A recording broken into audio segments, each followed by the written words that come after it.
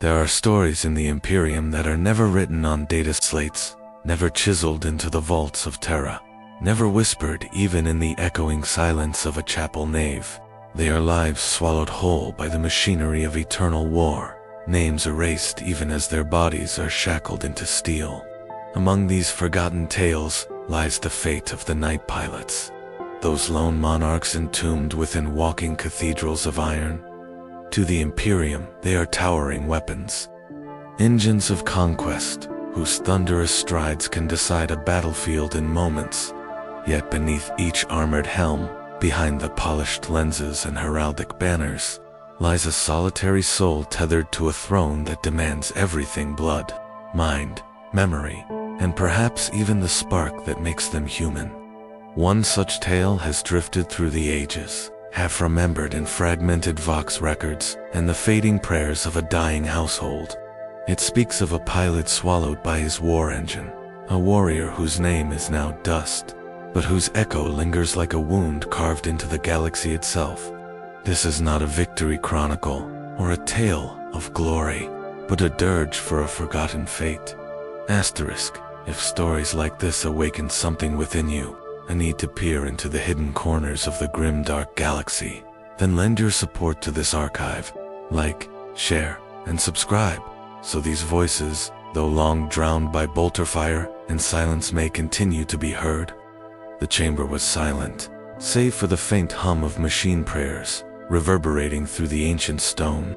Incense curled in languid streams, filling the vaulted air with the acrid temps of sacred oils mixed with ozone from half-forgotten circuits. The throne mechanicum stood at the chamber's heart like a relic carved from the bones of gods, its surface engraved with runes that pulsed faintly with an inner glow. To the uninitiated, it might seem a device of simple iron and wire, but to those who had seen the terror and majesty of a knight stride into battle, it was a throne of damnation and glory, a prison and a crown. The pilot approached with measured steps, their footsteps echoing off cold flagstones worn smooth by centuries of processions. Around them, tech priests of the cult Mechanicus chanted in Binharic tongues, their vox grills grinding out syllables that seemed more machine than man. Servo arms swayed overhead like ritual pendulums, carrying syringes filled with sacred stimulants, cables tipped with needle fangs, and bundles of fiber-optic strands that glistened like wet veins. Every note of the chant carried weight, as though each word might tether the soul to its new iron body.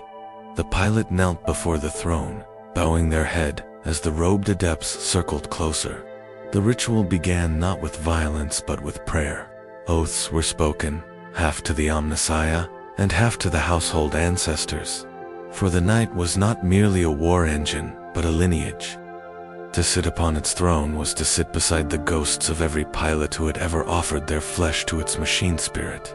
The young scion, trembling but resolute, whispered their own vow, swearing fealty to emperor and house alike, even as the first needle descended. Pain was not immediate, but it was inevitable. The augmetic claws slid into flesh with a hiss, and in that moment the body ceased to be a boundary. Wires and conduits burrowed into the spine, wrapping themselves around nerve clusters like serpents. The pilot gasped, their cries swallowed by incense smoke and chant. Their mind quivered as the first data streams bled into thought-jagged glimpses of alien landscapes, phantom screams of battles fought generations before, and a heavy presence that loomed like a mountain in the recesses of their skull. The throne was speaking, or rather, it was remembering, and the pilot was no longer wholly themselves. The tech priests tightened the seals, locking metal to flesh, ensuring that the communion would not be broken. The pilot's vision flickered, their eyes no longer seeing only the chamber, but a vast hollow plane of steel stretching out into eternity. Echoes walked there, shadows of former pilots, who turned their heads as though aware of the newcomer. The sensation was crushing, a chorus of memory pressing into thought, each voice a shard of loyalty, fear, or rage, left behind by those who had died tethered to this same throne. The pilot fought to remain whole, clutching at the edges of their own name, repeating it silently, as though it were the last lifeline to humanity. Outside the chamber, the night itself loomed in silence, a titan of armored plates and adamantine joints, crowned with banners that hung like funeral shrouds. It seemed lifeless, but within, through the slow closing of circuits and the awakening of slumbering machine spirits, it began to stir. Gears groaned, vents hissed, and power surged through conduits as though veins filled with fire. The throne and the night were one, and as the final interface locked into place, the pilot felt their heartbeat not only in their chest, but in every piston and actuator of the war engine. They were bound now, mind entwined with steel, flesh fused with a legacy older than themselves. To withdraw was no longer possible. To resist was to be broken. The throne did not ask it, demanded, and in its demand lay a kind of truth that few in the Imperium ever touched. For a night was not piloted, it was inhabited. The chamber's chanting ceased. Silence fell. In that silence, the pilot's voice whispered once more. But now it was uncertain if it belonged to them at all. The throne no longer felt like a seat, but a cage woven from light and nerve fire. Every flicker of thought was mirrored in steel. Every tremor of fear echoed through adamantine limbs, waiting in silence. At first it was disorienting, like being submerged beneath black water. The pilot's mind reached outward, not by choice, but by compulsion, and met the searing pressure of the machine spirit. It was ancient, patient, and filled with a cold vigilance that watched the pilot as one might judge a trespasser. The communion was no gentle meeting of minds. It was a trial. The machine spirit surged, showing visions like wounds opening in the dark, cities burning beneath the shadow of Xenos engines, orcs howling as they climbed upon fallen wreckage, Necron beams slicing through banners and steel alike, titans, those towering gods of war, striding past while the night bled into the dust. These were not dreams but memories, carried like scars across centuries, imprinted into the throne by those who came before. The pilots shuddered, their minds staggering beneath the weight of so many deaths, so many endings. Yet the machine demanded that they not only witness but endure. The adepts spoke in low mechanical hymns, their binary chants guiding the communion, but their words were faint now, almost drowned by the roar within. The pilot's breath rasped shallow, chest heaving as if they were drowning, though their bodies sat unmoving within the throne. It was the spirit that pressed hardest, testing, pushing, demanding proof that the newcomer could shoulder the burden. To falter meant rejection, and rejection meant death. For the throne, Mechanicum was merciless to weakness. Slowly, agonizingly, the pilot pressed back. They forced their memories into the void, answering the spirit's visions with their own. Not grand victories, for they had none, but small, human recollections running through rain-slicked courtyards as a child, hearing the bells of the household chapel, watching banners rise at dawn upon cracked ramparts. These fragments of life were offered like coins to a ferryman, not as equals to the spirit's centuries of war, but as proof that the pilot was not only a vessel of fear. The spirit did not soften, but it paused. The roar receded into a steady hum, and within that hum there was an opening. Through it, the pilot felt the night stir again. Fingers like cathedral spires twitched faintly, heavy pistons flexed, Garros spun with a sound like rolling thunder. Every motion was echoed in the pilot's body, and soon the divide between flesh and steel seemed to vanish. When they breathed, the night exhaled through steaming vents. When their heart raced, energy surged across the night's reactor coils. They were no longer two beings but a single chorus, human and machine-bound in a fragile accord. The adepts leaned closer, observing in silence, their crimson robes rustling against the flagstones. They had seen failures before pilots, whose screams ended with the throne's tendrils retracting from a lifeless husk. But now they witnessed survival, however tenuous. The pilot remained breathing, though their eyes burned with flickers of data and visions. Slowly, one of the tech priests raised a mechadendrite, and anointed the throne with unguent oils, sealing the bond with rituals older than the Imperium's current wars. The chamber's doors shuddered open, revealing the cavernous hangar where the knight stood waiting. The pilot's senses widened with it, stretching across the hangar's breadth as though their mind now occupied the very walls. They could taste the promethium in the air, feel the low thrum of engines in nearby vehicles, and hear the creak of chains far above. The sensation was overwhelming, like living in 10 bodies at once, yet exhilarating in its enormity. The final words of the rite were spoken. The throne locked fully, and the communion stabilized into a steady rhythm. A silence followed, but it was no longer the silence of distance. It was the silence of breath, drawn before a war cry, of a storm gathering strength before it broke. The pilot sat within the throne, trembling but alive, no longer merely a scion of a fading house, but something greater, and perhaps something less. The throne mechanicum had accepted them, but its acceptance was never kindness. It was possession. The first true breath within the throne was not taken by lungs. It was a pulse of power surging through plasma coils, a flare of light across dormant sensors, a shiver of the machine's vast frame as ancient systems reawakened to new command. The pilot felt it all, every tremor, as though their own flesh were straining beneath an invisible weight. The communion was no longer an intrusion, but a rhythm heartbeat and reactor in unison. Nerve and circuit aligned, human thought braided with machine calculation. And in that rhythm came a clarity unlike anything the pilot had ever known. The chamber around them ceased to be a chamber.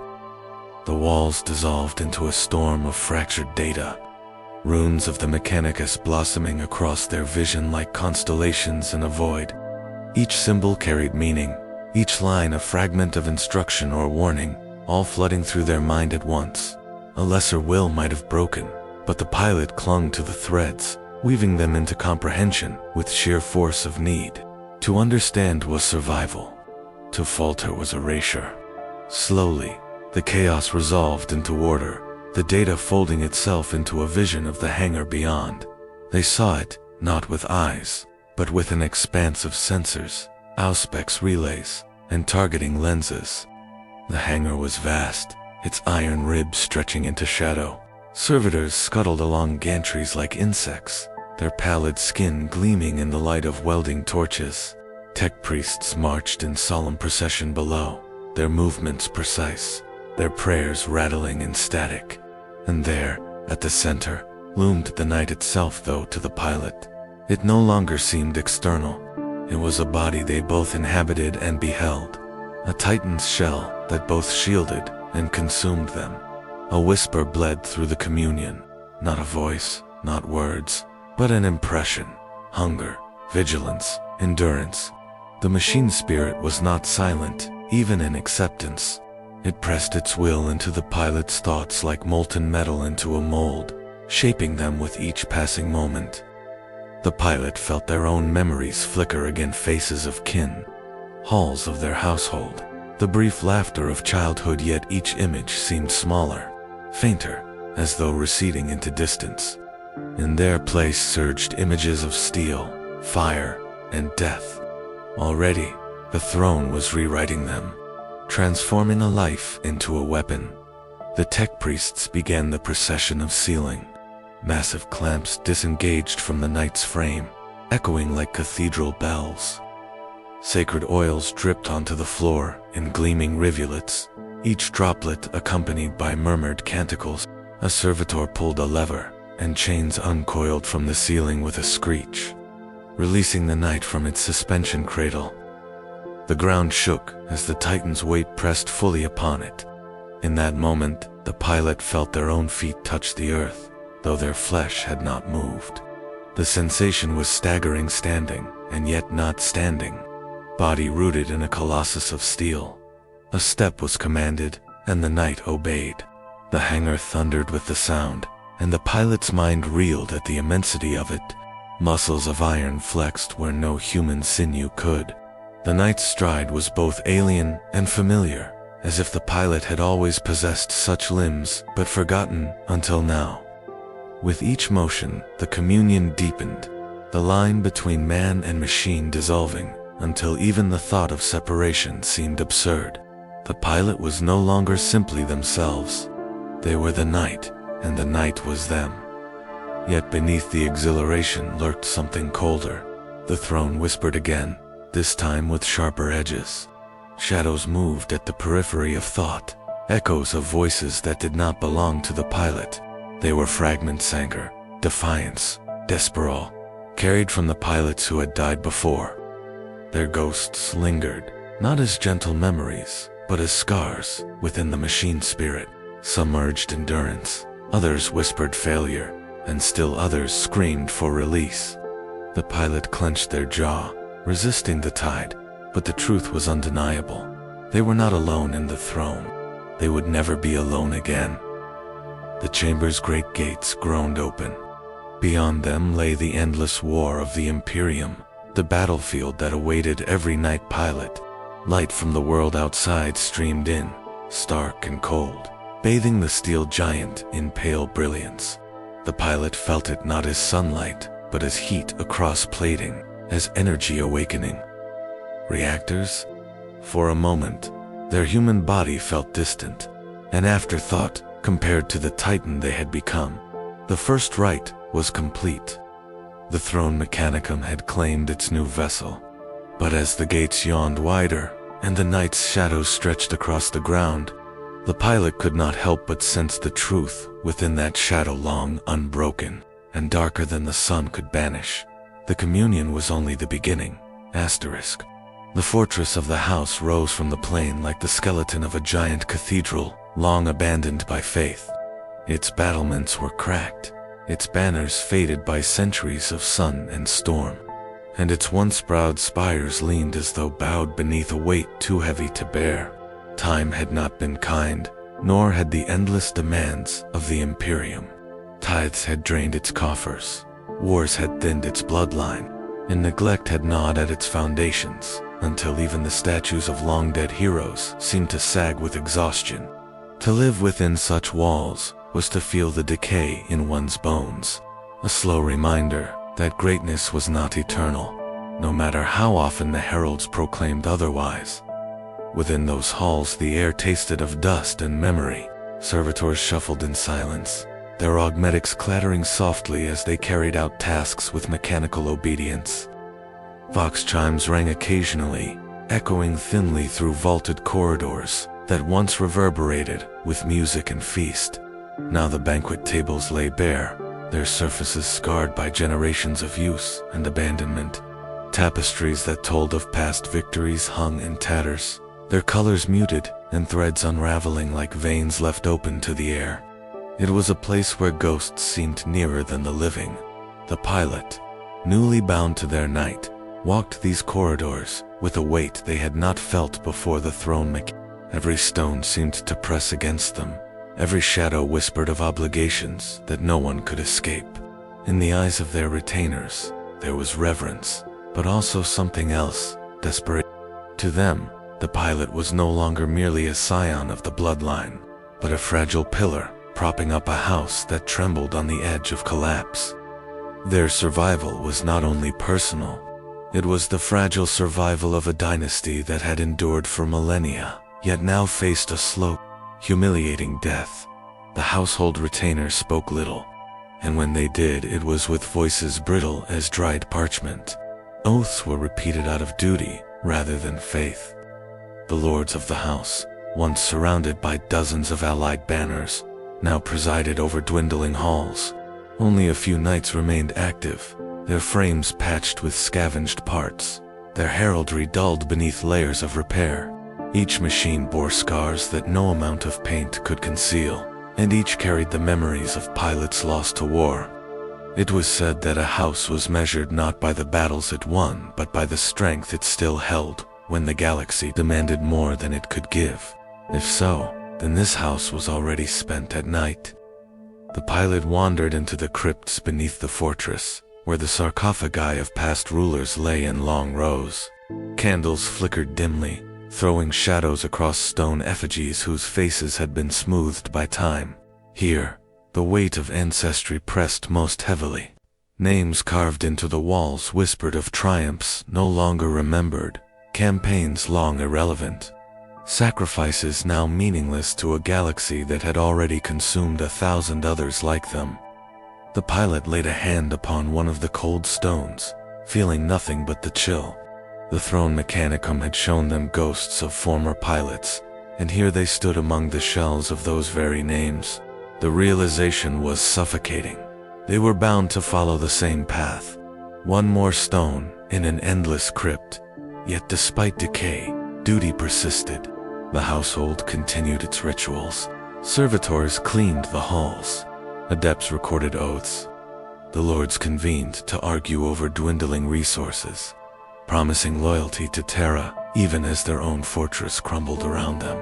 The Imperium demanded sacrifice, and so long as the house drew breath, it would give.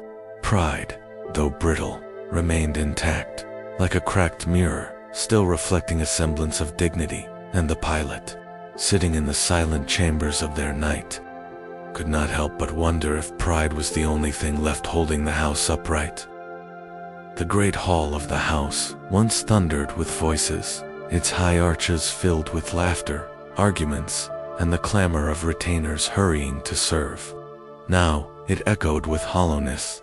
What remained of the ruling council sat at a long table, its oaken surface warped with age and scarred by countless knives, cups, and seals pressed upon it across centuries.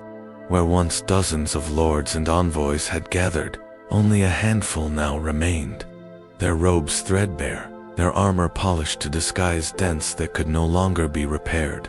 At the head sat the High Castellan, his face lined like cracked parchment, his eyes clouded with the weariness of years spent bargaining away fragments of glory. His voice was iron, but it rang with strain as he recited the latest demands from the administratum: grain, or manpower, munitions, all tithes levied beyond reason. Each decree, another blade pressed into the flesh of the house. His words were answered with silence first, then mutters, and finally, a rising tide of argument. Some voices demanded resistance, a defiance that echoed faintly of the house's once proud independence. Others urged compliance, no matter the cost. For rebellion meant annihilation beneath the wrath of imperial law. The pilot sat at the far end, silent, observing. Their presence was tolerated but not sought, for they were both heir and weapon, both scion and servant. They could feel the weight of their armor even when they wore none, the shadow of the night towering over them like a silent judge. It was clear to all that the fate of the house no longer lay in diplomacy or trade, but in the few engines of war it could still field. And so eyes often flicked toward the pilot, as though expecting their voice to decide the debate. Yet they said nothing. Words would not fill the granaries or repair the fortress walls. Fractures widened within the council. One lord whispered of alliances with neighboring houses, though such bonds had long since withered under the Imperium's grinding demands. Another muttered of withholding tithes, speaking of defiance in a tone thick with fear. A third, bitter and worn, spoke of abandoning the fortress altogether, scattering the remnants of their bloodline into other imperial institutions, letting the house die quietly rather than bleed out slowly. Each suggestion was met with scorn, for to even voice such thoughts was to invite shame. But the shame was already there, woven into every argument like a hidden thread. Traditions, too, had begun to unravel. The old rituals of knighthood, once performed with grand ceremony, were now hurried and hollow. Where choirs once sang, a single voxim sufficed. Where feasts once marked victories, now a cup of watered wine was raised in silence.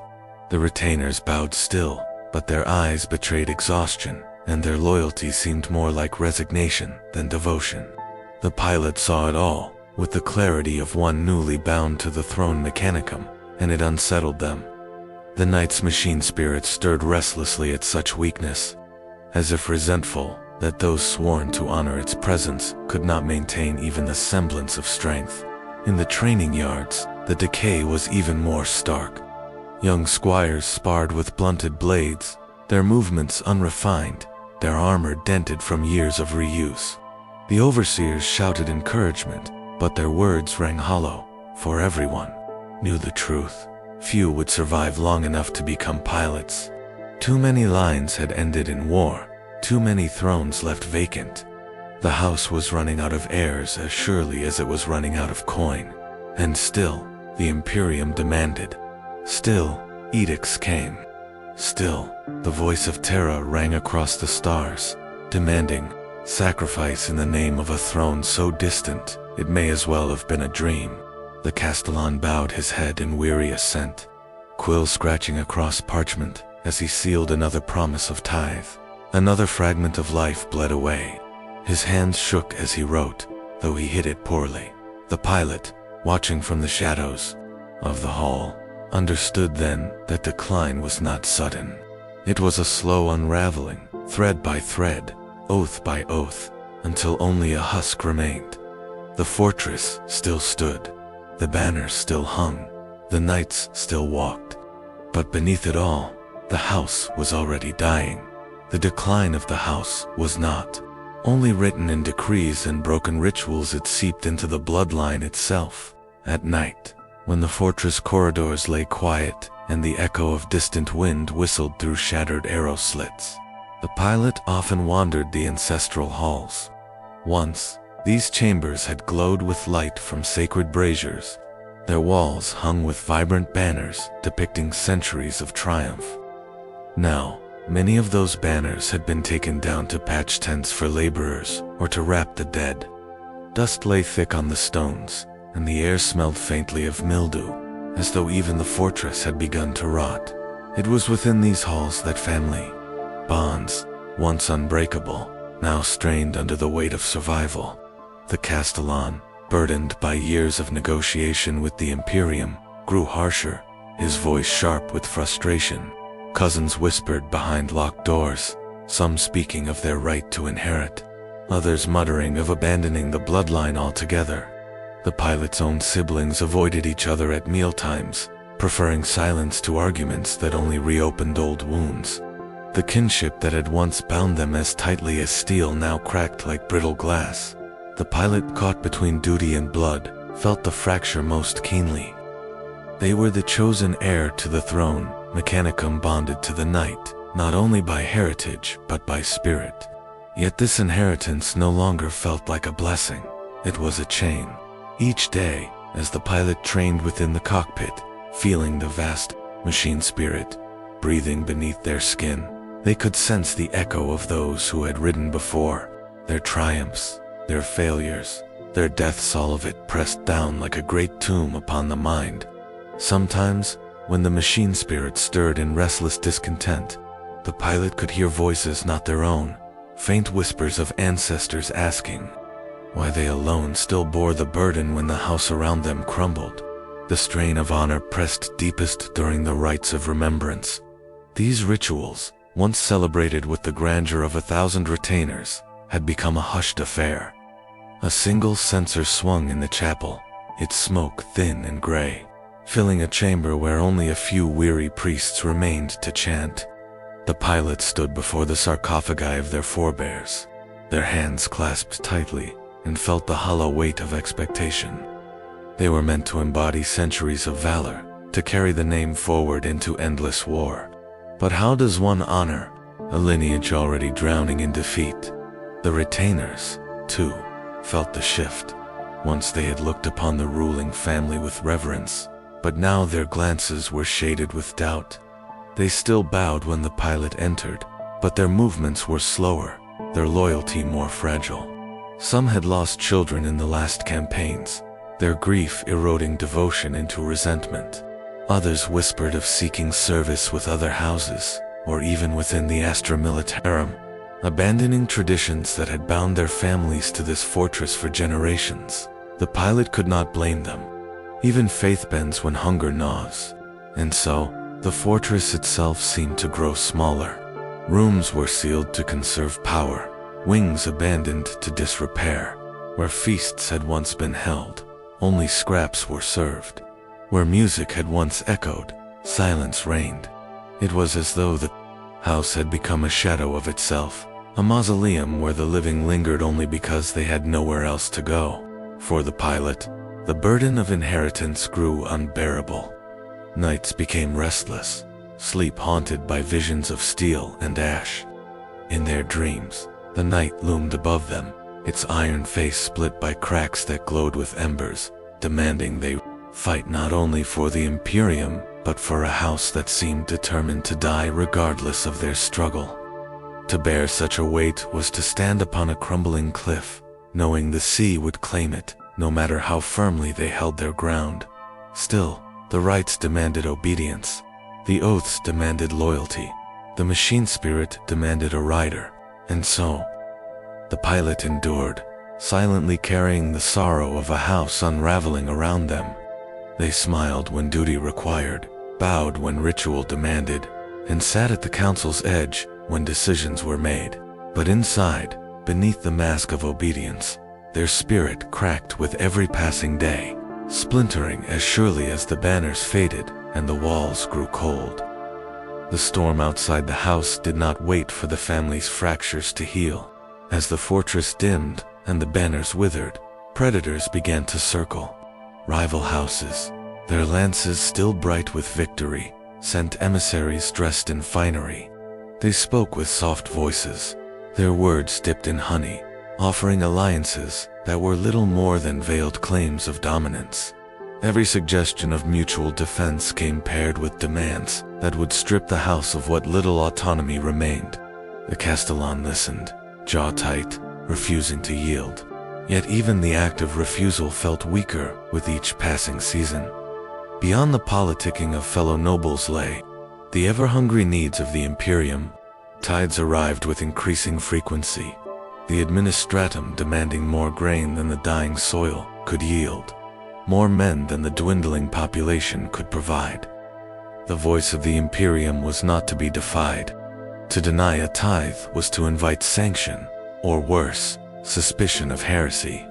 The pilot watched from the shadows as scribes filled data slates with impossible quotas, their styluses scratching like knives across parchment. Every decree from Terra pulled another stone from the fortress wall, and still the family signed their names in blood and ink, desperate to cling to loyalty even as it bled them dry. Then came the rumors of war beyond their borders. Xenos raiders were said to be active along the trade routes, their ships striking from the void like predators from the deep. Some whispered of Drukhari corsairs, others of orc marauders building strength in hidden systems. Every rumor carried the same message. The house's weakness would not remain secret for long. Already, convoys went missing. Already, survivors from distant colonies arrived, broken and scarred, telling tales of burning settlements and guttural laughter. Echoing across comes before the signal cut to static. But it was not only external foes that stalked them. Within the fortress itself, whispers grew of darker influences. Some retainers, desperate for a reprieve from hunger, were said to have sought forbidden charms, invoking powers the priesthood dared not name. In the barracks, strange symbols were discovered carved beneath cots. Circles of ash scattered like offerings on the cold stone floor. The chaplain declared it the work of heretics and had men flogged, but no one confessed. The marks returned days later, carved deeper, as though mocking the futile punishments. Shadows clung longer in the corners of corridors, and the pilot could not dismiss the chill that crept through their veins when the wind carried whispers and voices they did not recognize. Through it all, the night remained their only anchor. Every patrol through the wastelands reminded the pilot of the vast gulf between themselves and the fragile mortals they protected. From within the cockpit, they could see the peasants gathered in trembling awe as the war machine strode past, its footsteps shuddering through the ground like the heartbeat of a god. For a moment, the house's decay seemed distant, almost irrelevant, but the illusion always shattered when they returned to the keep and found the fortress a little darker, The air a little colder, the retainer's eyes a little more uncertain. The strain on the pilot's spirit deepened. They had been raised to believe in the eternal endurance of their house, that their duty was both shield and honor.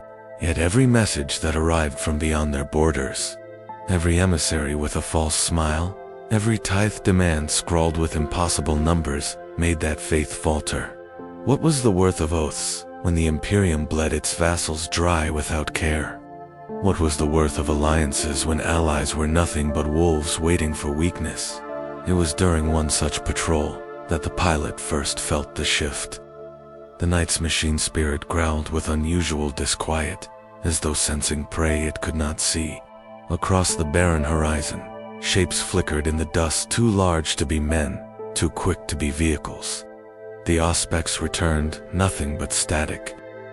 The pilot gripped the throne's controls tighter, their breath caught in their throat. They knew instinctively that something had begun, something greater than the petty rivalries of nobles or the greedy demands of Terra. This was the herald of a storm, a threat that could devour not just the fortress, but the very name of their house.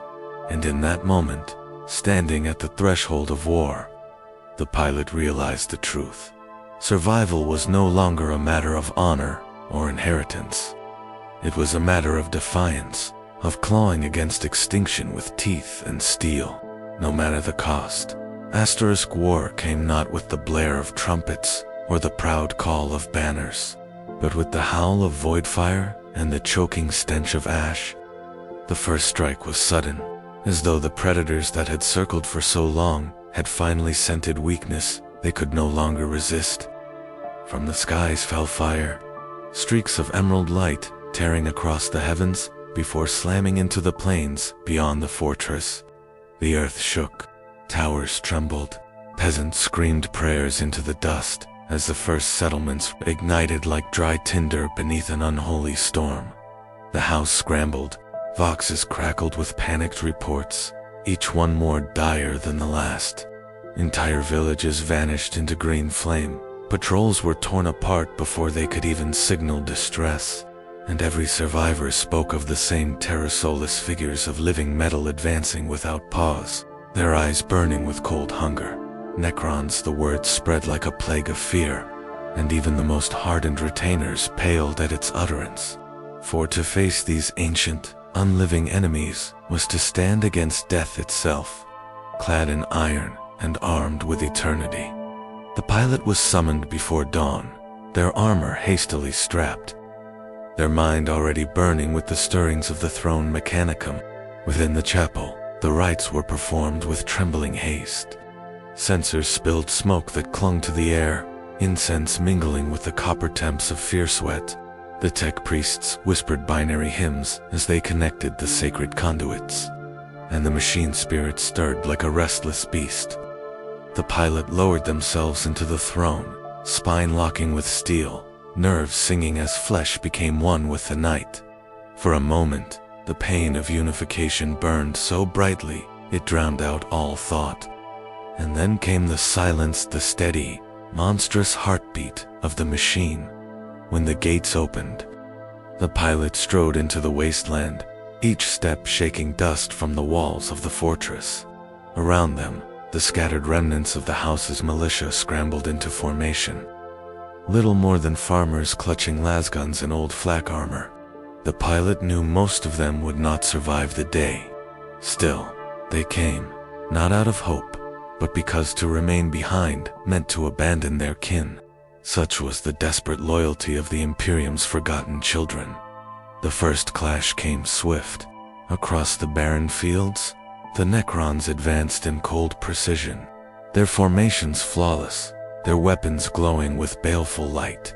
The pilot raised their knight's cannon, the recoil slamming through both metal and bone as the first volley tore into the enemy ranks. One of the skeletal warriors disintegrated in a blaze of molten shards, yet still they marched, always forward, always silent. The militia broke before the charge, their less fire scattering like sparks in a hurricane. Men fell screaming, their bodies dissolving beneath the sickly glow of Gauss weaponry. The pilot waded into the slaughter, chainsword screaming as it cleaved through alien metal, sparks spraying in a furious halo. Yet every Necron felled was answered by two more, rising from the dust, their bodies knitting themselves back together as though mockery were built into their very design. The pilot's mind strained under the onslaught. The machine spirit roared with primal fury, eager for slaughter, demanding blood to wash away the shame of centuries. The pilot yielded to its hunger, letting instinct guide steel. A Necron construct larger than the rest lunged forward, a blade of green fire raised high.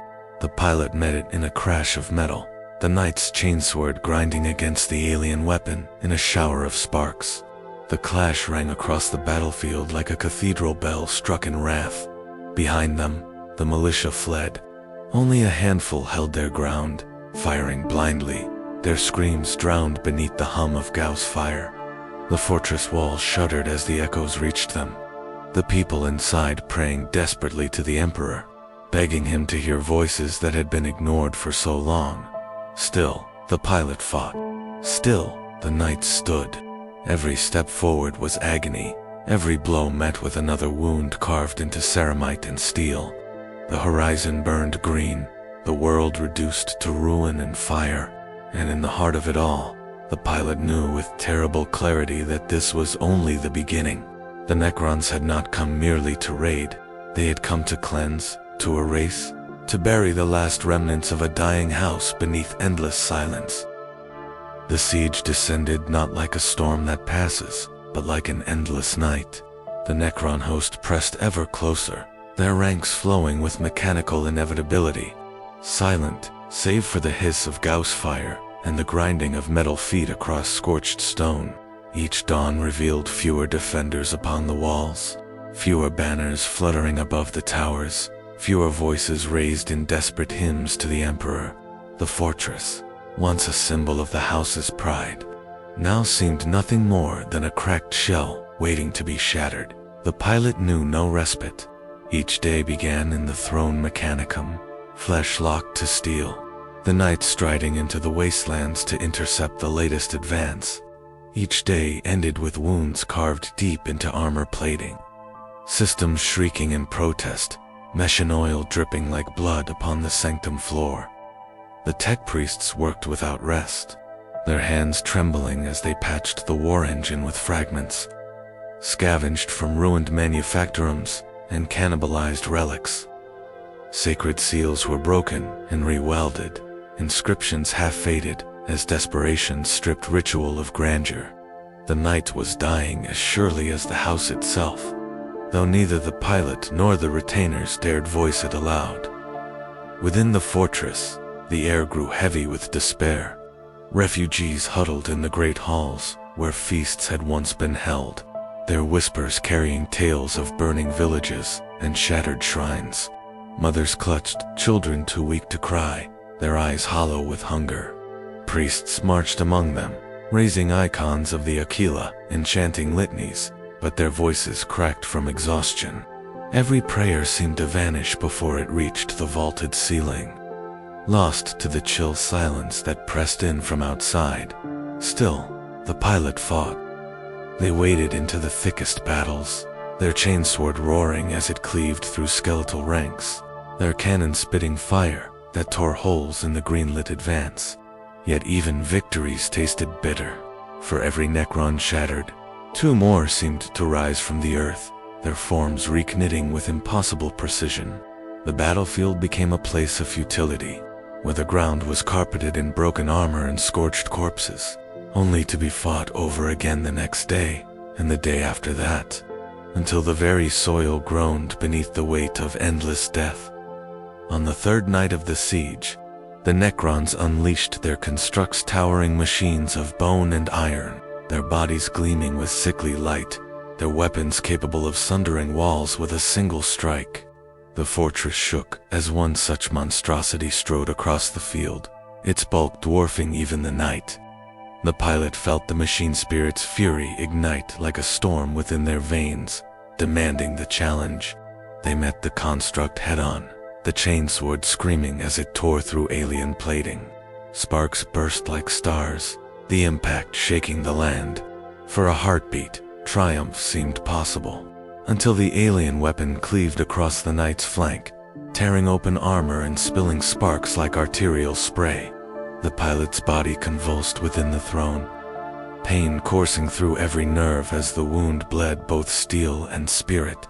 They fought on through agony, driven by fury and duty, until the construct finally collapsed in ruin. The militia cheered, their voices hoarse, but the pilot heard only the machine spirit's labored growl. Every victory carried a cost, and the tally was mounting too high to sustain. In the aftermath, the Castellan convened the council in the fortress chapel. Candles guttered in the stale air, casting long shadows across weary faces. Retainers argued, voices frayed by fear. Some demanded retreat into the hills, abandoning the fortress to save what little remained of the bloodline. Others insisted they must fight to the last. That honor demanded nothing less. The pilots stood silent, the taste of iron still thick on their tongue, knowing both paths led to ruin. There was no retreat from death when it came in the form of soulless immortals. The pilots returned to the throne that night, seeking solace in steel. Yet even there, doubts gnawed. The knight's machine spirit thrashed with wounded rage, its whispers echoing through the pilot's mind.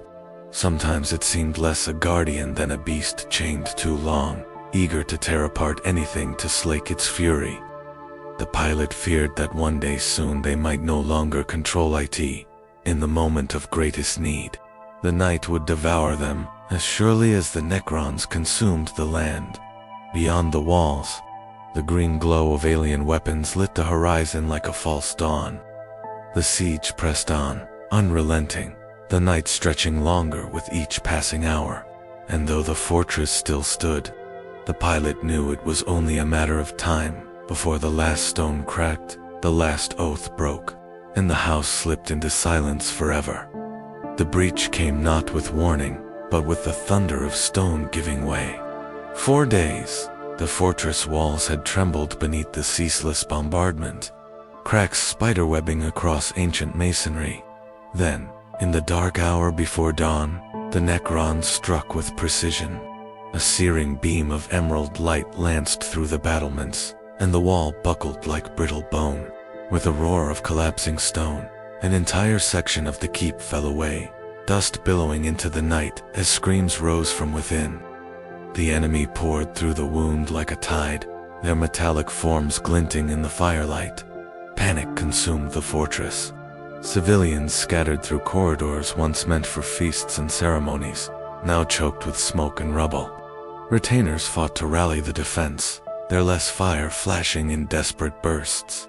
But each volley was met with the cold advance of Gauss weaponry, slicing through flesh and armor alike. The halls became killing grounds, tapestries shredded by crossfire, ancestral statues shattered beneath the relentless tread of metal feet. The pilot felt the call the moment the wall fell. The machine spirit howled within the sanctum, demanding release, demanding vengeance.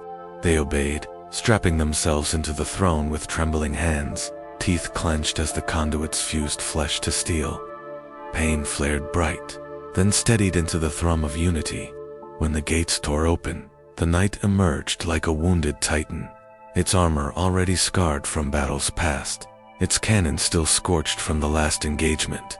But still, it strode forward, each step sending tremors through the ruined streets. The breach had become a slaughter. Necrons surged through the gap, cutting down defenders as though mowing grain. The pilot raised the knight's cannon, unleashing a volley that vaporized a swath of enemies, the blast lighting the night with false dawn. Civilians cheered weakly from behind broken barricades, their hope rekindled for a fleeting instant. The pilot advanced, chainsword raised high, and cleaved through the nearest constructs, scattering fragments of alien metal across the stone. Yet even as they triumphed, more poured through. For every one felled, another stepped forward, silent and inexorable. Inside the fortress, chaos reigned. Fires licked across the rafters, smoke choking the great hall, where children cried beneath the looming shadow of the Aquila. priests raised relics high, chanting prayers and voices ragged with desperation, as if the emperor himself might descend in that moment to deliver them. Retainers died upon the chapel steps, holding the line with bayonets against enemies that could not bleed. The house's legacy, their archives, their reliquaries, their banners burned in the inferno. Centuries of memory reduced to ash in a single night. The pilot fought as though possessed. They strode through the breach, chainsword screaming as it tore through alien ranks, their cannon spitting thunder into the darkness. But their strength could not be everywhere. Through the Vox came calls for aid, voices choked with terror. They're inside the lower halls. Civilians trapped in the east wing. We cannot hold one by one. The voices were cut off, replaced with static or silence. Each lost signal drove another nail into the coffin of the house. At the heart of the battle, the pilot faced a choice. To hold the breach was to prevent the Necrons from flooding the fortress entirely.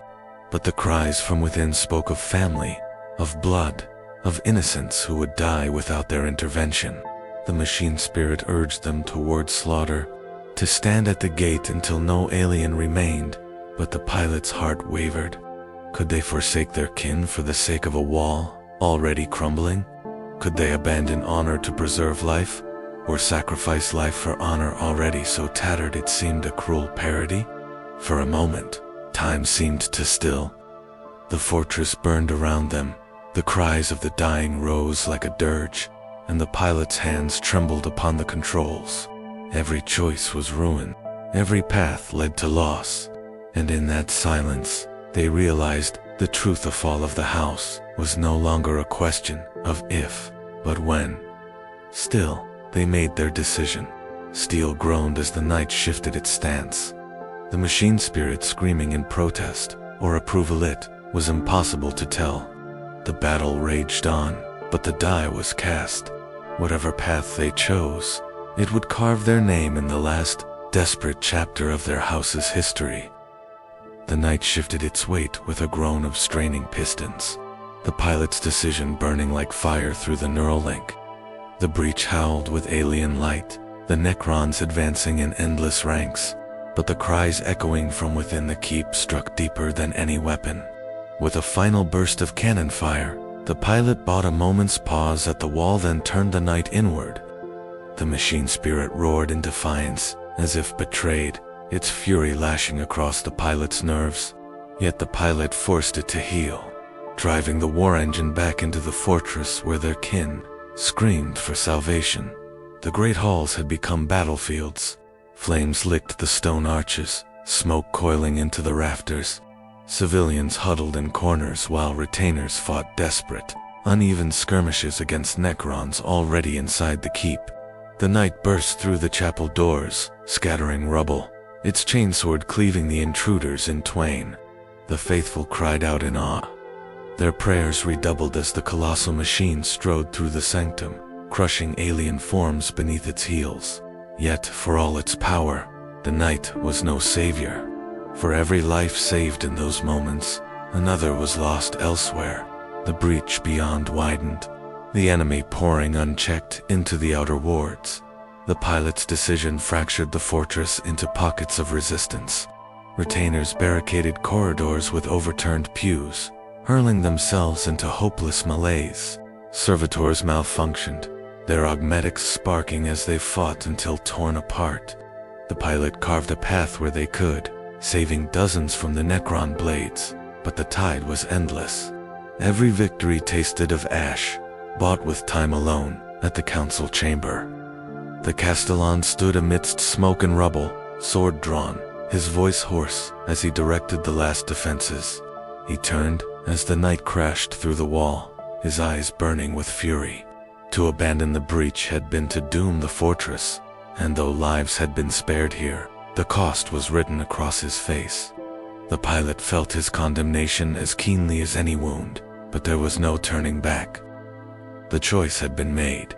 The Necrons pressed deeper. Their Gauss fire tore through columns and shattered frescoes, reducing centuries of artistry to dust. The fortress groaned like a dying beast, its halls collapsing under the relentless advance. In one corridor, the pilot found their siblings fighting shoulder to shoulder with retainers, last pistols blazing in futile defiance. The knight's cannon thundered, annihilating the foe, but when the smoke cleared, only one sibling still stood, coughing blood, their eyes hollow. The others lay broken, their blood mingling with the ruins of their birthright. The survivor staggered toward the knight, placing a trembling hand upon its scorched plating before collapsing in silence. Each moment etched the truth deeper. There was no saving the house. The pilot had chosen to protect its people, but the fortress itself was lost. Already, the outer walls had fallen, their towers reduced to rubble. The banners of centuries burned in the ash. Even the reliquaries, once believed untouchable, lay desecrated beneath alien feet. Honor was no longer measured by survival of a name, but by the defiance carved into the last heartbeat of the house's legacy. The final defense gathered in the throne hall, where the ancient throne mechanicum itself loomed above the assembly. Civilians huddled at the far end, priests raising broken icons, retainers rallying for one last stand. The pilot brought the knight into the chamber, its massive form hunched from wounds, plating cracked, warning runes blazing across the cockpit. The machine spirit howled with rage, hungry for slaughter, but the pilot forced calm into their grip. If this was to be the end, it would not be a mindless frenzy. It would be a final act of will. The Necrons came like a flood, emerald light painting the chamber walls. Retainers fell in droves, priests burned where they stood, civilians screamed prayers, drowned beneath the hum of Gauss fire. The knight fought amidst them, its chainsword cleaving through the tide, its cannon blazing until the barrels melted red. The pilot felt every strike as though it pierced their own flesh, their veins alight with the agony of fusion. Yet they did not yield.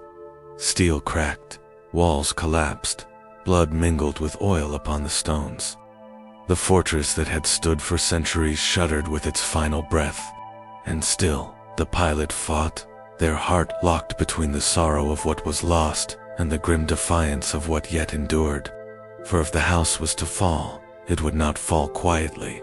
It would fall in fire and steel, remembered not for its weakness, but for the fury with which it met the end. Ash drifted like snow across the shattered plains, where the fortress had once stood. The keep's bones jutted skyward, broken towers silhouetted against a blood-red dawn. Smoke hung low, carrying with it the stench of burned flesh, oil, and the acrid temps of ozone left by Necron weaponry. The once proud bastion of the house was gone, its banners reduced to ash, its halls buried beneath rubble. For days, no sound stirred save the whisper of wind over corpses. Yet, in the void left by silence, stories began to spread. Among the Imperium, rumor moves faster than fact. The destruction of a night house could not remain hidden. Merchant vessels whispered of it in void ports. Astropaths felt the echo of its death in fractured visions. And in the long dark between stars, tales grew wild. Some said the pilot had fallen in battle, their body entombed within the knight's ruined shell. Others swore they had seen the colossal war machine, broken yet still moving, limping into the wastelands as if unwilling to accept death. A few claimed the house's spirit endured, its last scion wandering the battlefield in a husk of iron, bound eternally to the wreckage of their steed. The Adeptus Administratum recorded the fall in cold terms, reducing centuries of bloodline and duty into a line of ink upon parchment. House extinguished, fortress eradicated, status unknown of remaining assets. But to the common folk, the tragedy became legend. In hive taverns, men swore the night still walked, hunting Necrons beneath the earth. On shrine worlds, preachers declared the pilot had ascended into sainthood, their sacrifice blessed by the Emperor himself. And in the shadowed halls of the Inquisition, darker whispers coiled that the bond between pilot and machine had not broken in death, that something unnatural lingered within the throne mechanicum, neither man nor spirit, but something caught in between. Survivors were few. Those who had fled into the mountains spoke in haunted tones of what they had seen. They remembered the knight striding through fire and ruin, its chainsword blazing even as its armor cracked apart. They remembered the pilot's voice carried through the vox, urging them to flee even as the fortress burned behind them, but no one could say for certain how it had ended.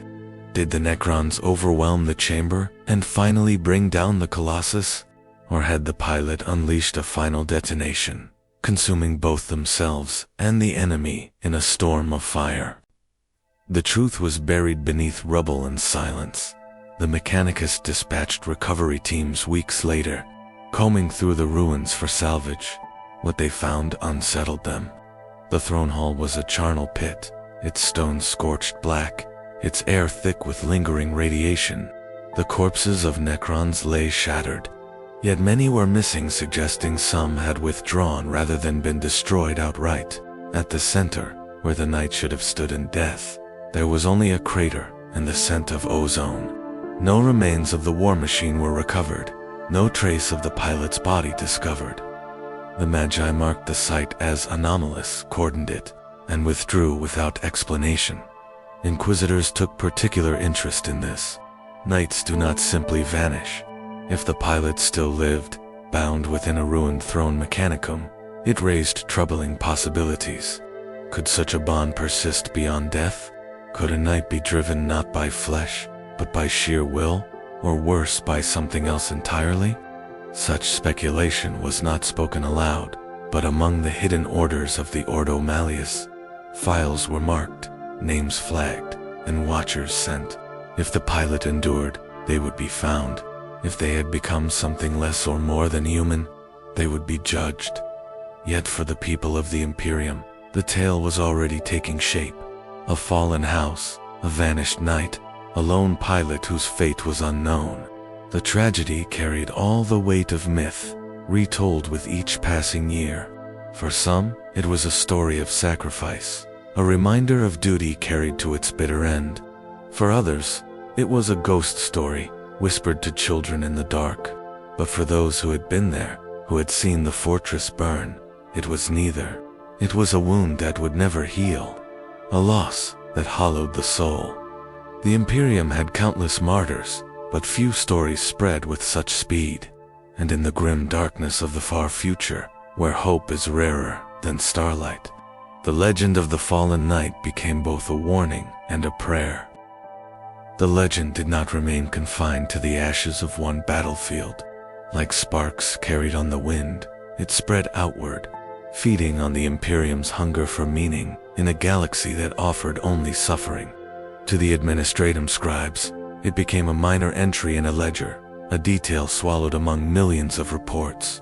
But to the people, the ones who lived and died beneath, the shadow of endless war, it became something else entirely. In the void stations orbiting forgotten trade routes, travelers told it as a cautionary tale. They spoke of a knight who refused to fall, a machine that fought even when shattered. Its pilots were stronger than iron, stronger than death itself. Those who lived in fear of the Necrons found comfort in it, imagining a ghostly protector lurking within the tomb worlds, forever striking against the undying legions. Even as their worlds trembled, the story gave them something to cling to. On Shrine Worlds, the ecclesiarchy seized the tale and reforged it into liturgy. Sermons rang with fire as preachers painted the knight as a paragon of devotion. They declared that the pilot had risen above mortality, becoming an eternal servant of the Emperor, their soul fused to the steel of their war machine by his divine will. Processions were held in their name, relics forged from scrap, falsely claimed to have been recovered from the fortress ruins.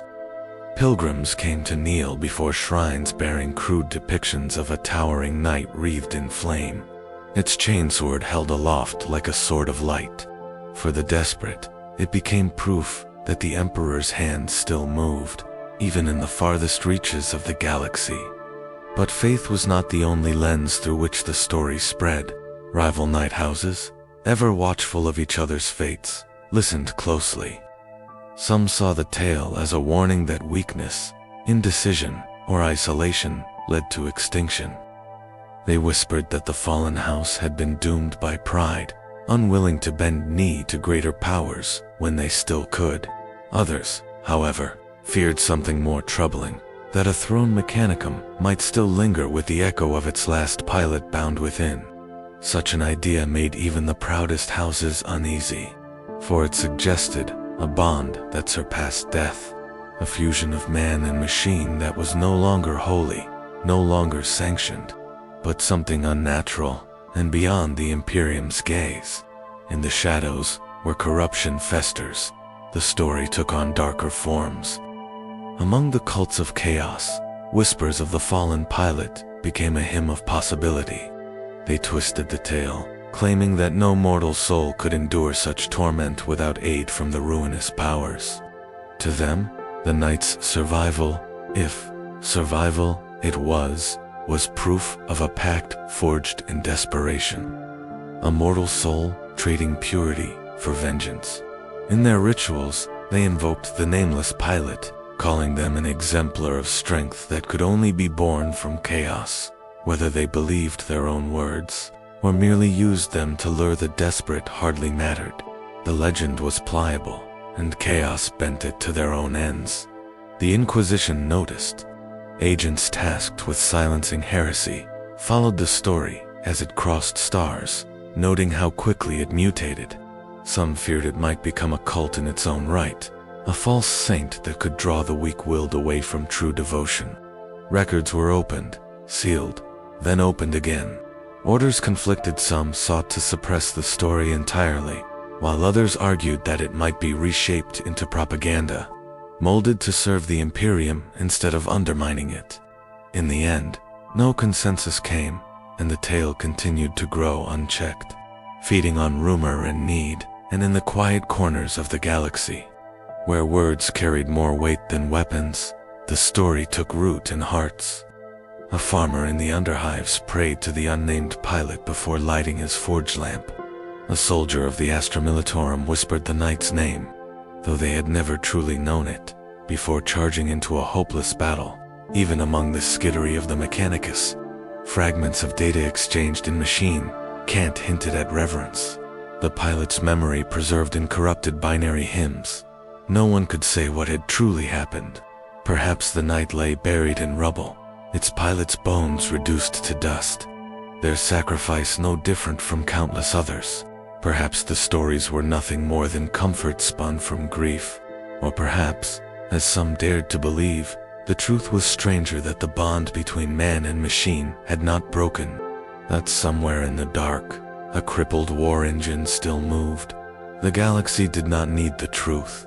It needed the myth, and the myth was spreading.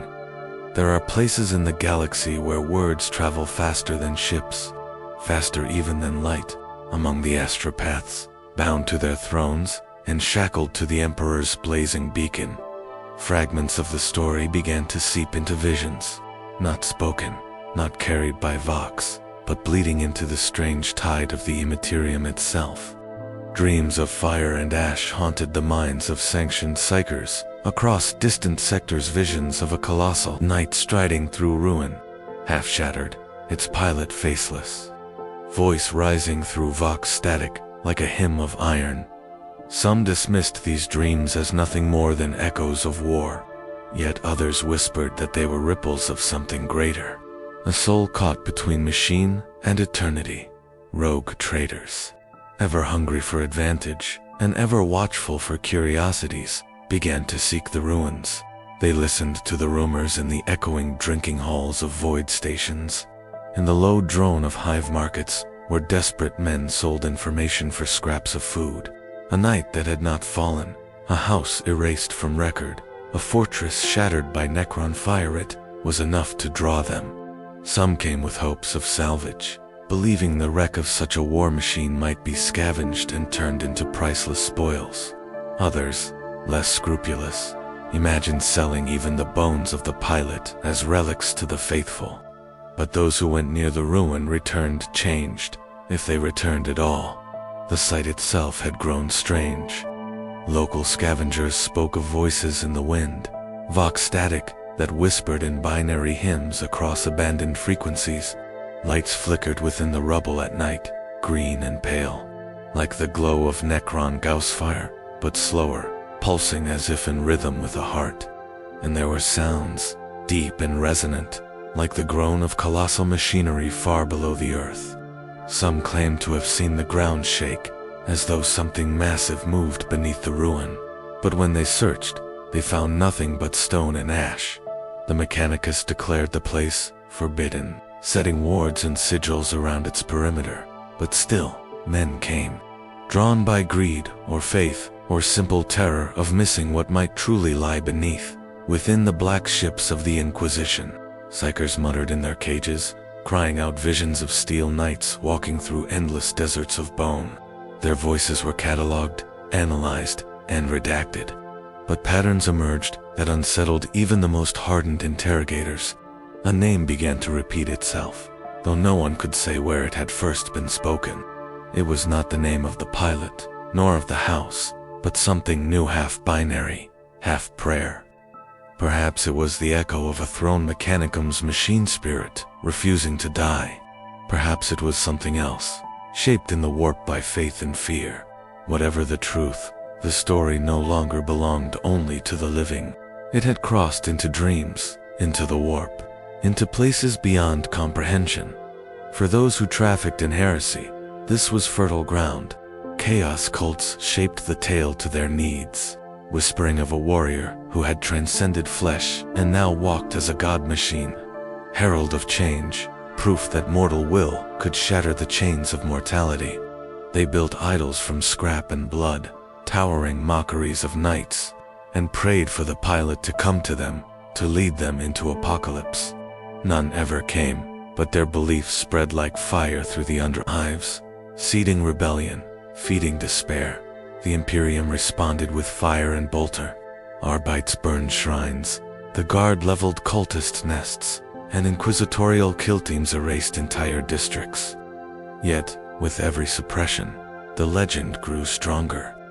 Each body burned became proof that the Imperium feared the truth. Each destroyed shrine was rebuilt in secret, larger, more defiant. The name whispered by psychers began appearing on walls, etched in ash, scrawled in blood, painted in oil on rusted hab doors. The more it was hunted, the more it endured.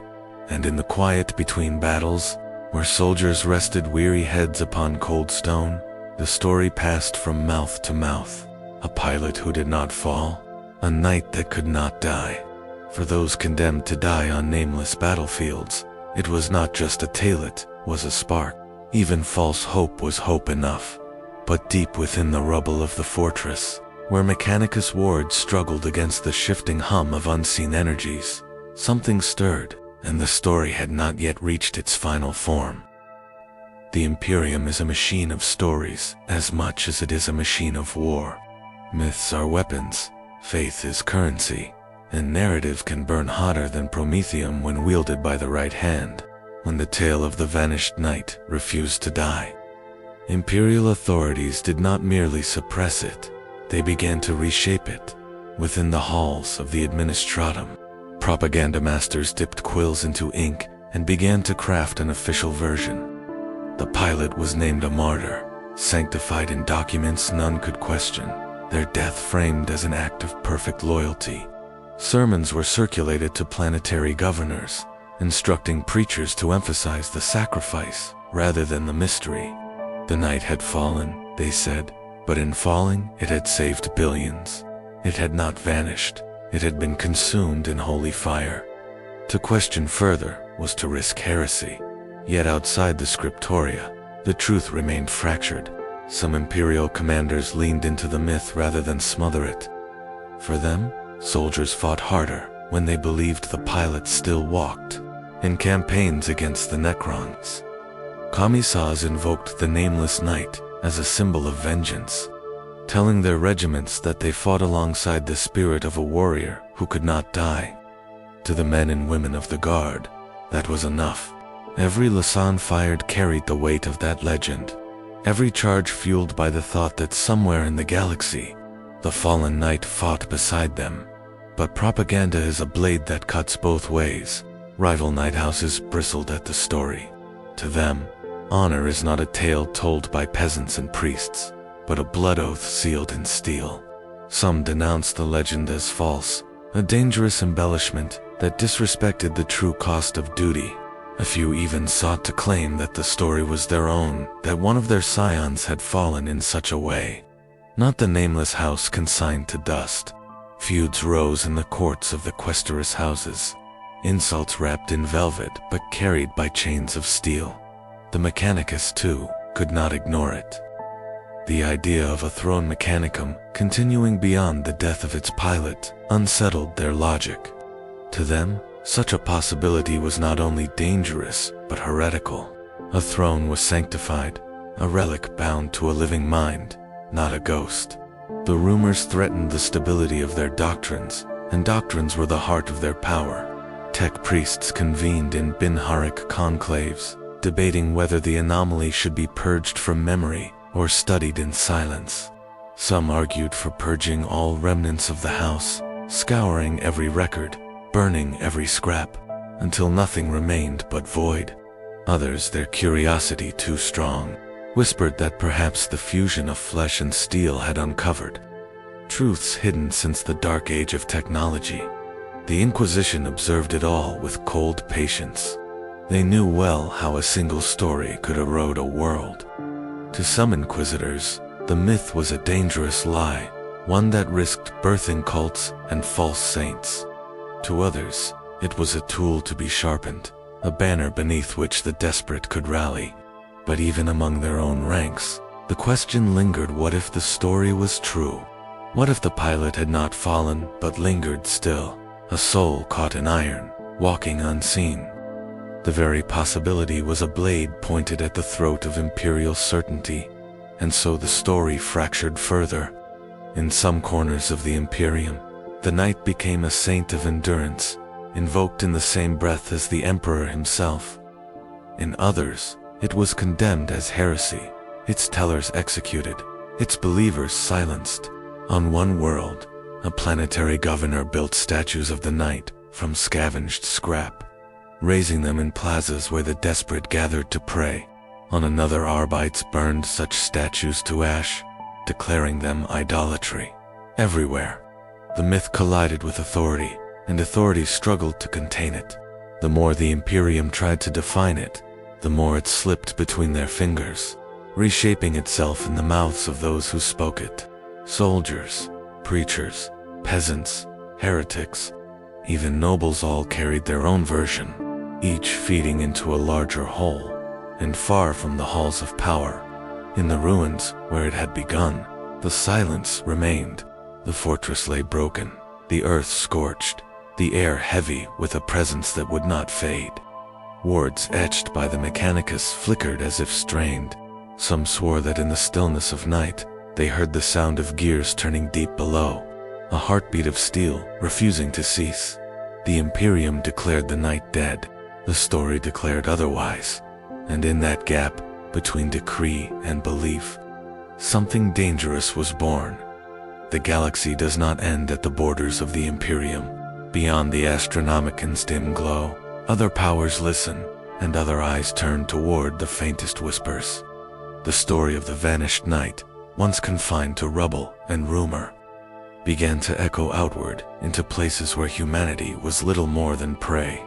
Among the orcs, tales rarely last beyond the next brawl, but even they heard of it. Some warbands fought upon worlds scarred by Necron fire, and their mechs swore they had seen the shattered shape of a knight striding through the haze, half its armor gone, yet still swinging its chainsword with fury enough to split a truck in two. To the orcs, it was no saint, no ghost, no mystery. It was simply a good fight. The rumor that such a machine still walked only made their hunger sharper. Find Da Ghost Knight, bash it, nick its bits, became a chant among mobs. Whether they believed or not mattered little.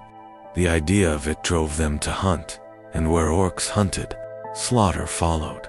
The Necrons, cold and deathless, gave no credence to human myth. Yet in their tombs, Fragmented records of battles showed anomalies. Sensor logs recorded seismic disturbances long after the fortress had fallen. Echoes of massive footsteps where no war engine remained. Some dynasties dismissed it as corrupted data, but others, ever analytical, ever suspicious, filed it away for study. To a Necron, such a persistence of will was not miracle, but aberration, and aberrations were threats. Even the Eldar, scattered and dying, felt tremors of it. Seers gazed into the skeins of fate and saw shadows of a night outlined in flame, moving through strands of destiny where it should not exist. Some believed it was nothing, a trick of the warp. Others whispered that it was a symbol of the human race's refusal to surrender. A defiance that echoed even when all logic demanded silence. They spoke of it with unease, for such persistence warped the threads of fate, twisting paths already frayed thin. But within the Imperium itself, the myth had reached a fever pitch. Astropathic choirs began to murmur it in their trance, carrying the echo further with every psychic transmission. What began as rumor had become self-sustaining, feeding itself through fear, faith, and repetition. Whether the pilot still lived mattered less than the fact that millions believed they did, and in a galaxy where belief shapes reality through the warp, that distinction blurred. Some swore the warp itself now held an imprint of the pilot, a shadow stitched into immaterium by the weight of countless prayers and Was it the soul of the night, bound in agony to their machine? Or was it something new, a phantom, born of collective thought? No answer came, only more whispers. Psychers continued to dream of steel feet pounding ash plains. Pilgrims continued to gather at ruins and shrines. Cults continued to spread, some loyal, some heretical, all feeding the fire. And as the story spread beyond humanity, it changed. To the Orcs, it was a challenge. To the Necrons, an anomaly. To the Eldar, a distortion of fate. To the Imperium, it was everything at once: hope, heresy, propaganda, and threat. It became a mirror, reflecting whatever each listener most desired, most feared. Yet beneath all the words, beneath all the prayers and heresies, there was still the battlefield itself, silent and scorched. No one had ever found the pilot's body. No one had ever found the knight's remains. The crater where it had stood gaped empty, as if the machine had never been there at all. And though many claimed the truth was lost, the silence of that place remained louder than all the stories told. From silence, the myth had risen. Into silence, it might one day return. But until then, it moved like wildfire across the stars, impossible to cage, impossible to kill. And with every retelling, the question deepened: had the night truly fallen? Or had it simply begun another war, unseen, walking in places beyond mortal reach? There are stories that live and die in the telling, flickering out when their speakers fall silent. And then there are those that linger, reshaping themselves, swelling until they become something larger than truth, larger even than memory. The tale of the vanished knight had crossed that threshold. It was no longer simply a rumor of a fortress lost to Necron. Fyrit had become something that breathed, something that moved, something that haunted both the waking and the dreaming. In the vaulted cathedra of Terra itself, where incense choked the air and prayers rose like smoke, some whispered of the nameless pilot as if they had always been a part of the canon. Their image appeared in illuminated manuscripts copied by scribes who had never left the cradle of humanity, their features deliberately obscured, their body depicted as half-man, half-machine, haloed by fire. Priests who had never seen a knight in the flesh spoke of them as proof of the Emperor's eternal guardianship, a reminder that sacrifice never faded but echoed into eternity. Whether sanctioned or not, the idea had rooted itself even in the heart of the Imperium. Astropaths felt it most keenly. They described it not as vision, but as presence, something that pressed against the veil, a rhythm like a heartbeat, a cadence like the grind of gears. In their transcommunions, they sometimes faltered, voices cracking as though another spoke with them. Choirs scattered across distant sectors began reporting the same interference, each describing the same sensation. The shadow of a colossus, a faceless pilot whose will refused to break. The Ordo Hereticus investigated, but there was little to record beyond the madness of sanctioned sight. And yet, the consistency unsettled even the most skeptical interrogators. Madness does not echo the same words across light-years. To the faithful, such disturbances were nothing less than proof. They claimed that the pilot had not merely lived, but had ascended. Their soul fused to iron, their voice carried through the warp as an eternal hymn. Pilgrims took up new chants, invoking the Iron Saint, a title that spread like wildfire. In Shrine City's murals, rose depicting a colossal figure, striding across burning fields, its steps crushing Necron warriors to dust. The more the ecclesiarchy tried to temper such visions, the more fervently the people clung to them. To erase the Iron Saint was to erase hope itself, and hope is the one heresy the Imperium cannot entirely destroy. Yet not all saw divinity in the tale. Two others, particularly among the Ordo Malleus, such persistence suggested something more troubling. A human soul, fused with a machine spirit, persisting beyond death, pressing against the fabric of the warp.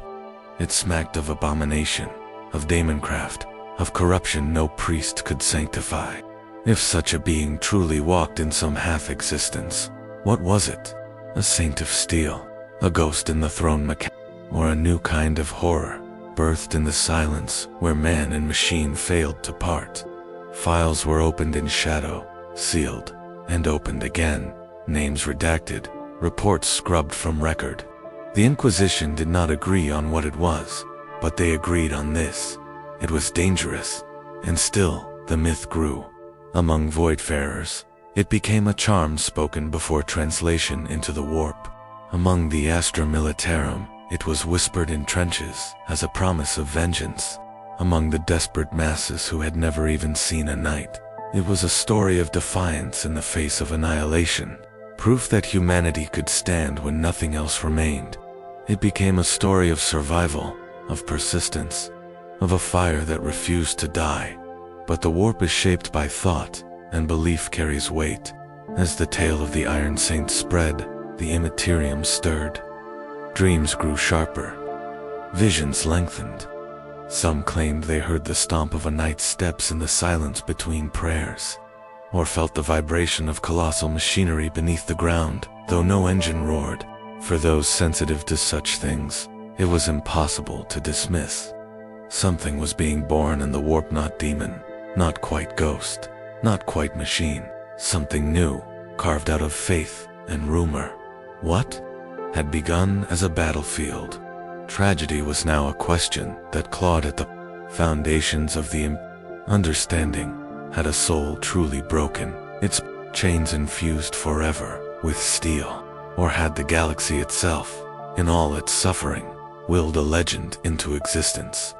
Belief spreads like fire in dry fields, and once lit, it consumes all it touches. The myth of the Iron Saint no longer belonged to any single world, sect, or order. It belonged to the galaxy itself, reshaping with every voice that repeated it. What began as hushed whispers among psychers and pilgrims now roared in sermons, in barracks, in the vox recordings of soldiers waiting for death. Shrine-Worlds took the tale and refined it into liturgy. Hymns were composed describing the saint's armor as both sarcophagus and reliquary, their every movement a sacrament, their weapon strikes verses of divine scripture. In some sectors, the ecclesiarchy reluctantly sanctioned chapels dedicated to the Iron Saint.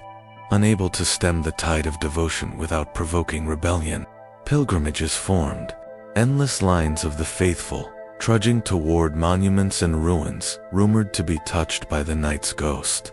At these sites, strange things occurred. Vox devices emitted phantom signals. Machines sparked to life, though unpowered, and prayers were answered by flickers of mechanical resonance, like a voice carried on static. The Mechanicus, too, could not ignore the tale. To the more zealous magi, The Iron Saint was no saint at all, but a heretical omena man and machine entwined beyond any sanctioned union. A violation of the sacred divide between flesh and steel. Tech priests argued, writs were drafted, and data forges hummed with disputation. Yet among the lower orders, whispers told of a new omniscient miracle, that perhaps the machine god had revealed a bridge, a perfect union between spirit and circuit. To them, the Iron Saint was proof of what the cult Mechanicus had always yearned for, but never named aloud. To condemn such a being might be to condemn revelation itself. But not all claimed the Iron Saint in reverence. In the black prayers of chaos cults, the story was twisted into mockery. They spoke of the pilot as a soul unmoored, dragged screaming into damnation by a knight's throne, bound forever to its iron husk. They whispered that such agony was a gift, that it proved no soul could escape the claws of the dark gods. In the pits of heresy, blasphemous effigies rose half human, half machine, crowned with jagged horns of brass. To them, the Iron Saint was not a savior, but the first of many, a prototype for a new legion of warbound. Machine-Daemons. The ruinous powers themselves stirred at the thought. Khorne rumbled at the vision of an eternal warrior, a knight pilot who could fight without end. Tzeentch coiled around the endless mutability of rumor and truth. Nurgle chuckled, savoring the persistence of decay transfigured into worship. And Slaanesh drank deep of the human yearning for legend, for transcendence, for something more than mortal flesh. Whether or not the Iron Saint truly existed mattered little. Belief alone made them real enough to draw the gaze of gods. This conflict of interpretations bled into bloodshed. On worlds across the Segmentum Solar, devotees clashed with heretics, each declaring their Iron Saint the true one. Iconoclasts tore down murals as quickly as others painted them. Priests were burned for blasphemy on both sides, some for praising the saint too much, others for denouncing them entirely. What should have been a single myth fractured into sects, each with their own vision of the Colossus in steel. And yet, across this chaos, a single constant endured the dream. It did not matter whether it came to a pious pilgrim, a tech priest, or a corrupted heretic, saw a towering figure striding across a blasted battlefield, faceless, wordless, eternal. For some it was salvation, for others, damnation. For the Inquisition, it was proof of contamination. For the Mechanicus, it was the riddle of the Omnicide. For Chaos, it was a promise of conquest.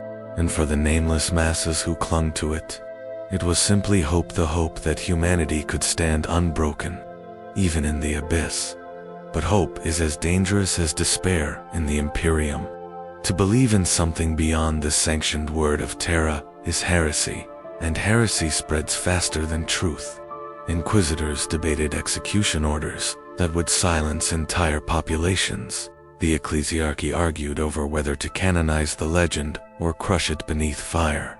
The Mechanicus fought to determine whether the saint was miracle or monstrosity. And all the while, the warp pulsed with each word, each thought, each prayer. The galaxy had done what it always does, taken a tragedy, a single lost night, and made it into something vast, something uncontrollable. The pilot had become more than themselves, more than their machine, more than death. They had become a symbol. But symbols are not passive things in Warhammer 40K. They grow teeth, they draw blood, and in the darkness between stars, something moved that should not have moved, something colossal, something half-seen, as if the echo of the Iron Saint had begun to walk in truth. The line between story and reality had begun to blur, and once blurred, it never clears. The first reports were dismissed as battlefield hysteria.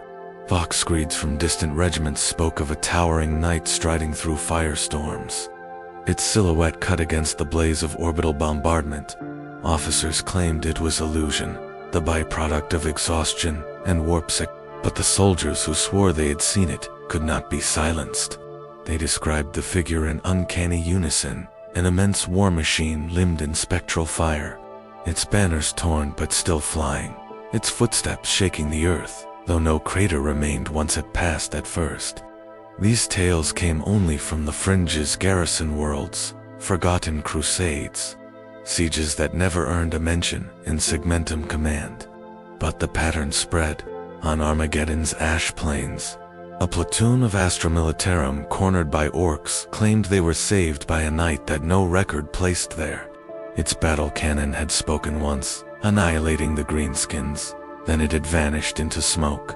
On Cadia's ruins, survivors of a desperate holdout whispered of seeing a giant in iron pass silently among them, lending courage, though no wound was struck by its hand. On shrines deep in Segmentum, Pacificus pilgrims swore the ground shook with metallic resonance when they prayed too fervently. The Mechanicus grew uneasy. Augurs and data recordings showed anomalous mass readings that appeared, then vanished, seismic shifts with no source, vox interference that carried fragments of litany in machine. Some magi declared these proof of the Omnissiah's hand, but others warned that the warp itself was at work, twisting memory and matter into false apparitions. The Inquisition leaned toward the latter, and in their records the phenomenon was classified under dangerous categories: mimetic contamination, psychic resonance, heretical manifestation.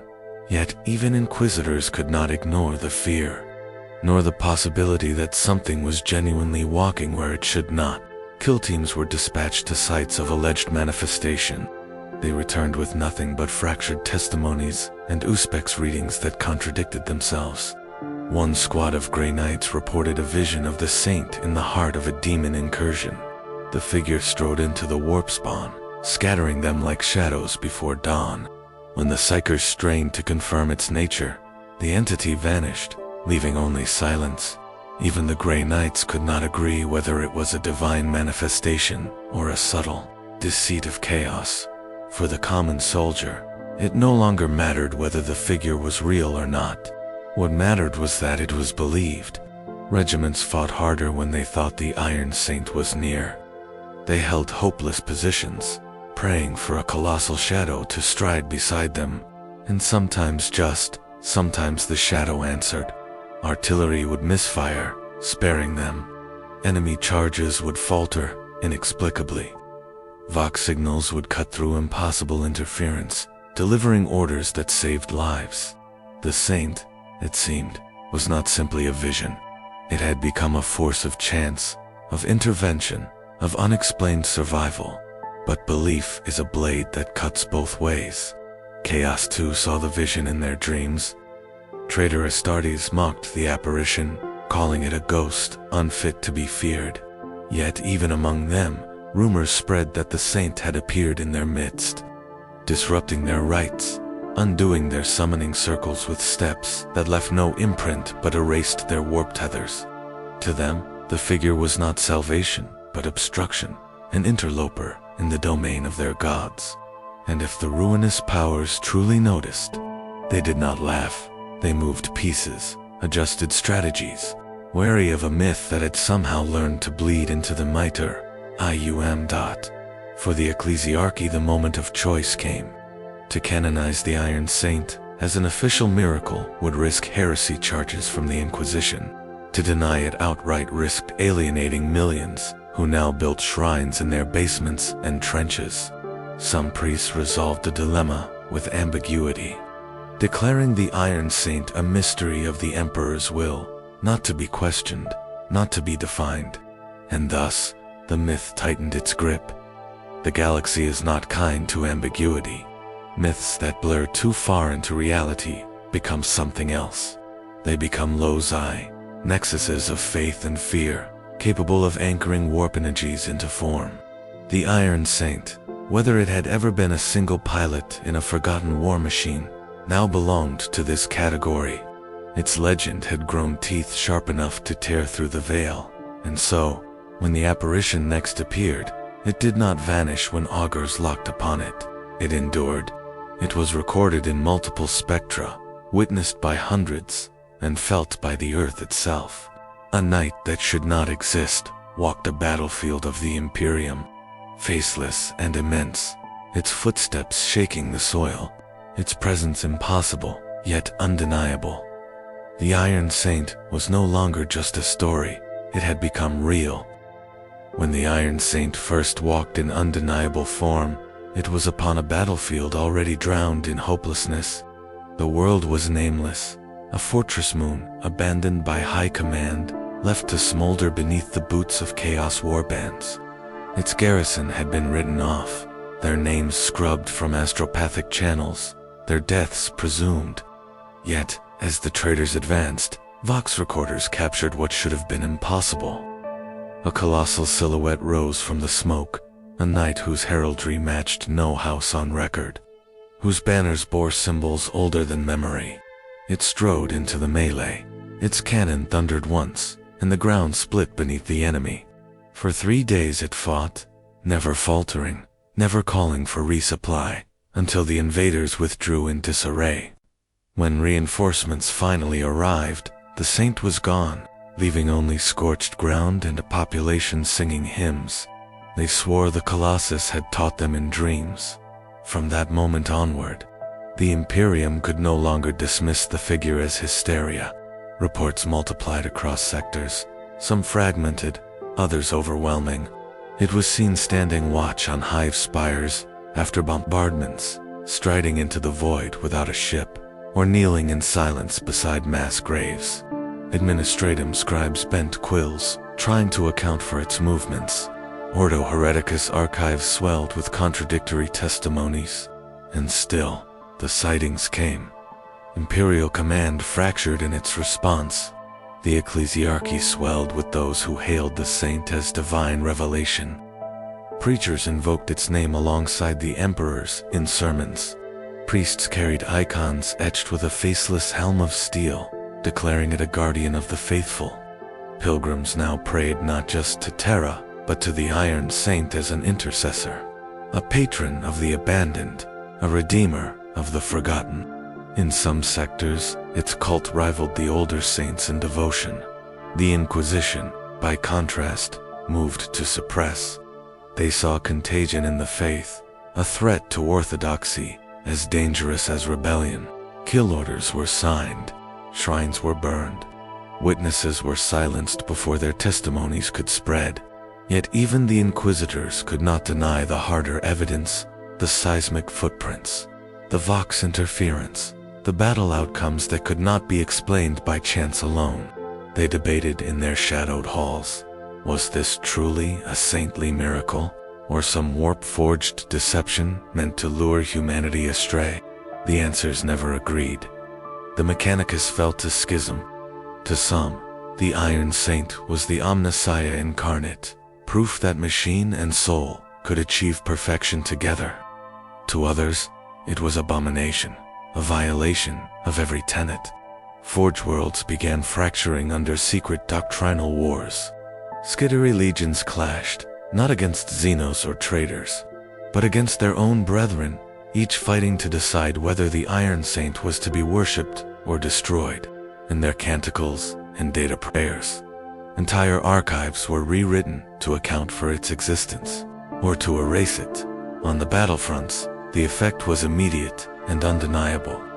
Regiments that had lost all will to fight suddenly stood firm when they believed the saint might walk beside them. Civilians whispered that their oppressors would fall should the Colossus appear. Even among the Astartes, hardened as they were, some chapters reported sightings.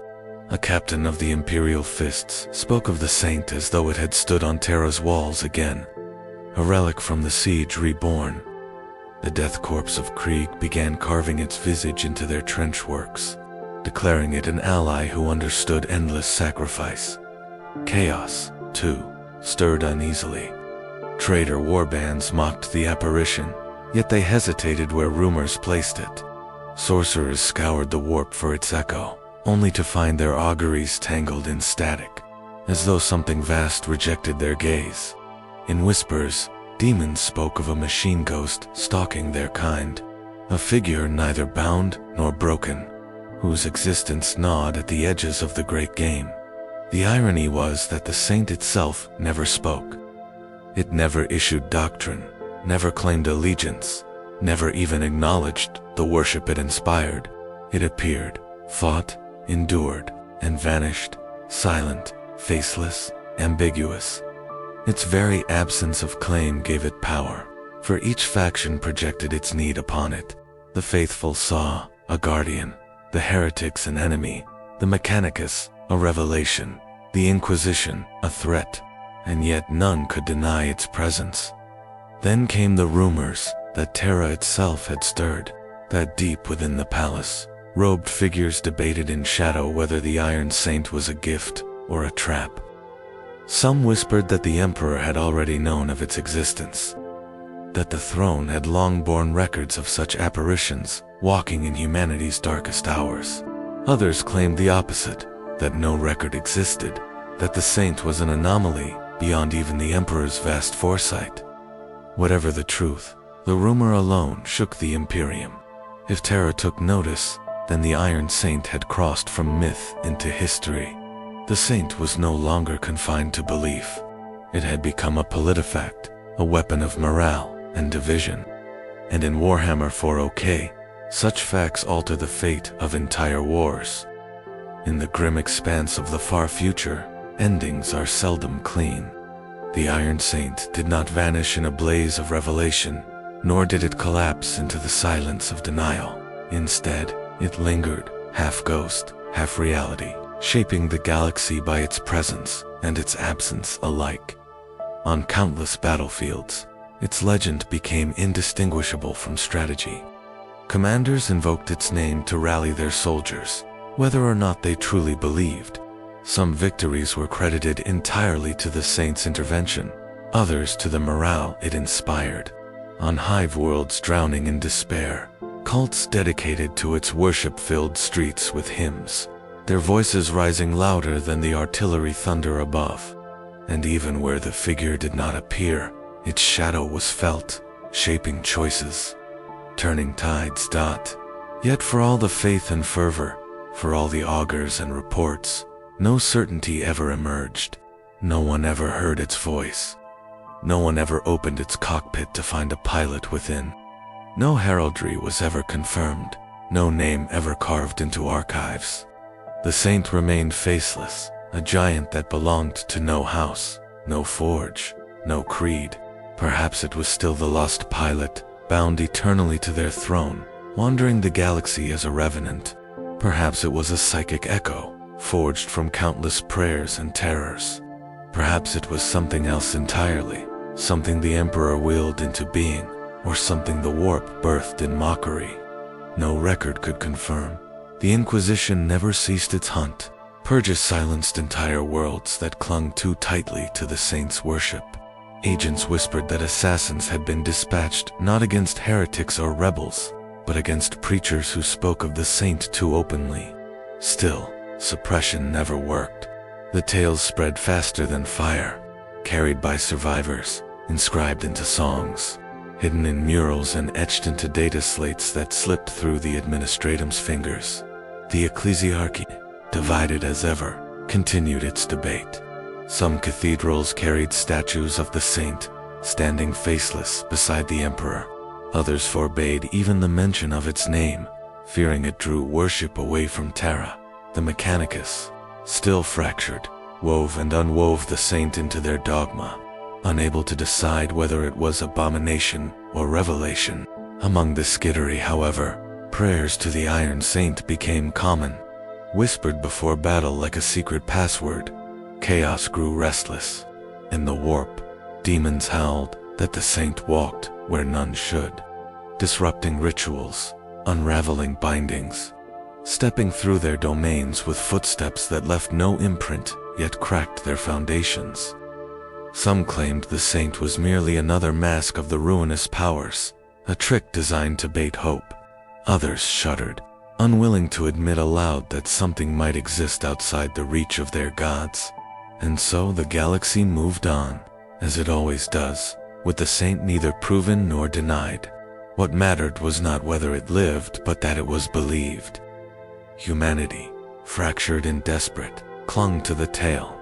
Some called it heresy, others salvation, but all agreed on one thing: It had become part of the great litany of survival, another verse in the endless prayer that kept mankind standing against the abyss.